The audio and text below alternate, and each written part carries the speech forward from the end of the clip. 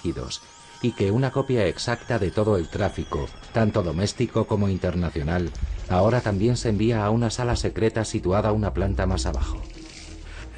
Era obvio que se trataba de algún tipo de instalación de la NSA. Pensé que lo que estaban haciendo era una copia completa de todos los datos de Internet.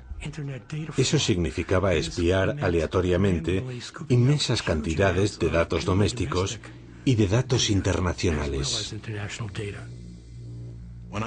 Cuando oía la palabra escucha, siempre me imaginaba a alguien con gabardina, sombrero negro y gafas de sol, espiando a oscuras, pinchando una conversación telefónica esperando que nadie se diera cuenta. Pero lo que hicieron en esa instalación se hizo a plena luz del día. Cortaron los cables de fibra óptica y los reconectaron a un filtro. Lo que construyeron fue una instalación capaz de monitorizar todas las comunicaciones que pasan a través de ella. Brian Reed, experto en telecomunicaciones, ha examinado los documentos internos de AT&T proporcionados por Klein, que muestran que la sala secreta contiene equipos electrónicos diseñados para la inteligencia de señales. Equipos programados para examinar millones de mensajes, buscando palabras clave como las que había enviado Bamford desde Kuala Lumpur. El equipo más curioso de toda esa sala es un sistema de monitorización totalmente flexible al que pueden decirle en un momento: monitoriza todas las conversaciones que contengan la palabra colibrí. Monitoriza todas las conversaciones que vayan hacia Mobile, Alabama. Monitoriza todas las conversaciones que contengan la palabra colibrí y que vayan hacia Mobile, Alabama. La NSA había puesto su inmenso oído a escuchar a América. Basándome en todo lo que sé, creo que hay entre 15 y 30 de estas salas secretas por todo el país. La legislación post-11S autorizaba a la NSA a escuchar a los americanos tanto dentro como fuera de Estados Unidos, sin la necesidad de obtener una orden de un tribunal.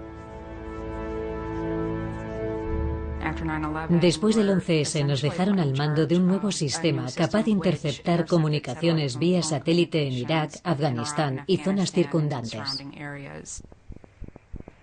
Las llamadas y los datos de Oriente Medio y del norte de África se recogen y transmiten a un puesto de escucha situado en las colinas a las afueras de Augusta, Georgia. Como interceptora de voces, Adrian Kinney escuchó algunas de esas llamadas.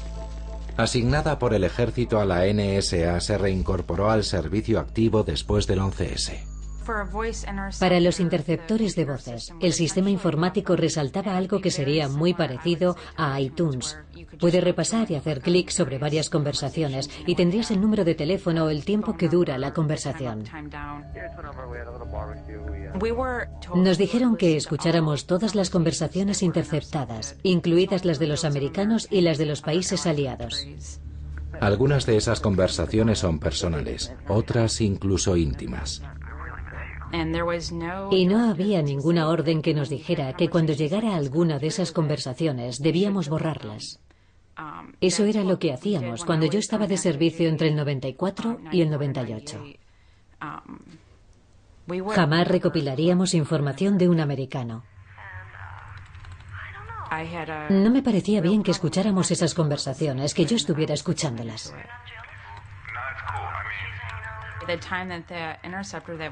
El tiempo que un interceptor de voces pasa escuchando conversaciones internas es tiempo que no puedes dedicar a escuchar conversaciones relacionadas con organizaciones terroristas.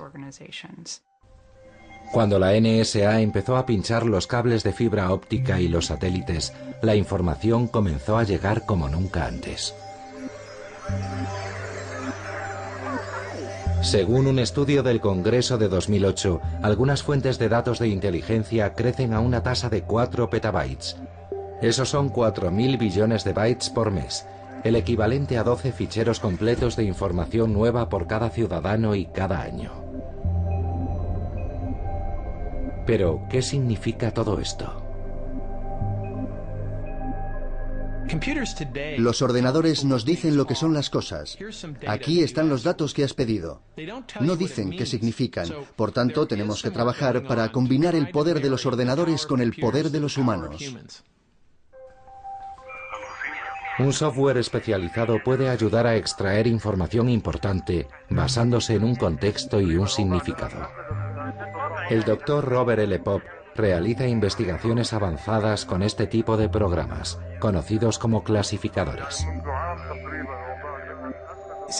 Digamos que queremos crear un clasificador para Al-Qaeda. El concepto Al-Qaeda. La cosa funcionaría así.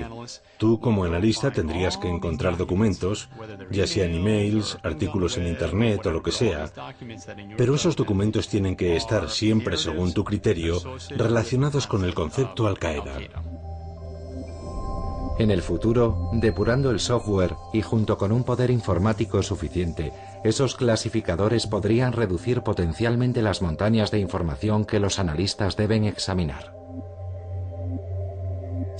La siguiente frontera sería poder decir: ordenador, ¿ves alguna asociación atípica en la que yo no me he fijado y en la que tú crees que debería fijarme que esté relacionada con algún tipo de amenaza contra nuestro país? Pero la mayoría de expertos coinciden en que eso puede tardar décadas y solo podría ayudar a extraer información de documentos, emails y faxes. En cuanto a las conversaciones humanas se refiere, la tecnología no sirve de nada. Aún se requiere la presencia de agentes con cascos para escucharlas.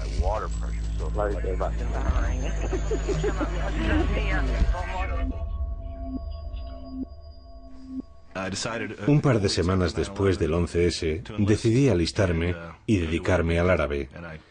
En aquella época esperaba capturar a Osama.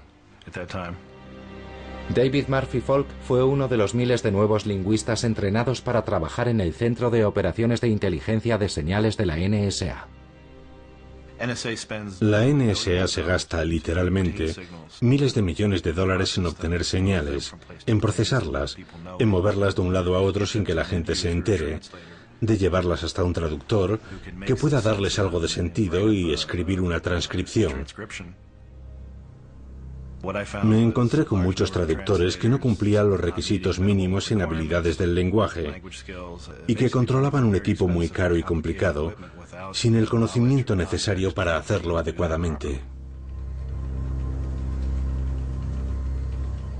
Antes del 11S, el presupuesto destinado a inteligencia era de 26.700 millones.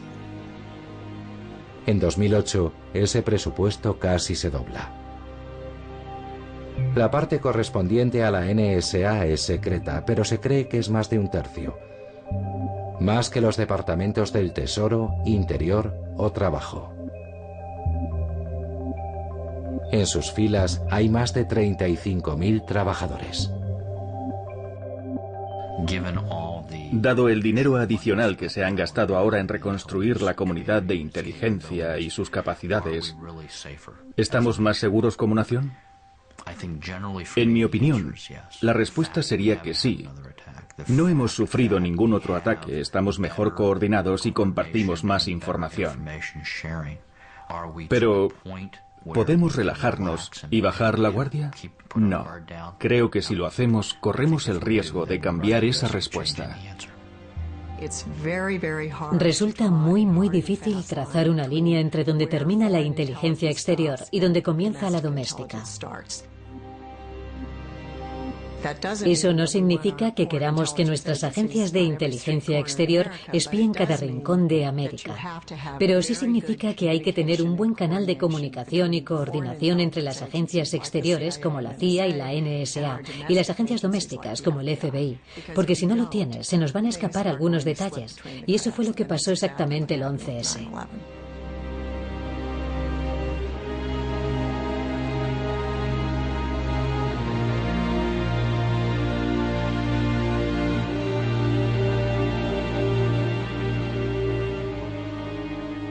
El problema de informar sobre una historia como esta es que te estás moviendo a tientas.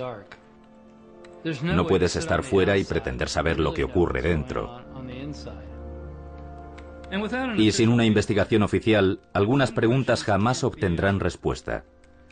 ¿Por qué la NSA no actuó ni pasó información que podría haber impedido el 11S? ¿Por qué no compartieron información con la CIA y el FBI que podría haber impedido el complot?